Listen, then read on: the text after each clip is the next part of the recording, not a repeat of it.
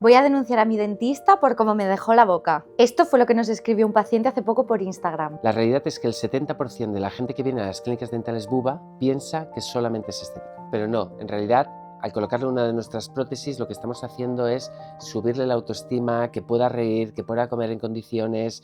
La verdad es que lo disfrutan. Hace poquito que vino José, tenía 62 años y la verdad que se creía que su caso ya no tenía solución. Tenía los dientes un poquito mal, la verdad. Nosotros le hicimos una valoración, estudiamos su caso, vimos qué es lo que le habían hecho y cómo solucionarlo. No fue la prótesis más cara, sino la que mejor se adaptaba a él. Hoy lleva su prótesis dental Buba sobre 2 implantes, como esta que tenemos aquí, que hace clic y puede volver a comer y todo sin problema. Por eso, lo que hacemos es estudiar su caso, elegir la prótesis adecuada para él y le damos facilidades de pago, pudiendo pagar hasta en 60 meses o poco a poco en nuestras clínicas. Y además, si no quedan satisfechos, les devolvemos el dinero.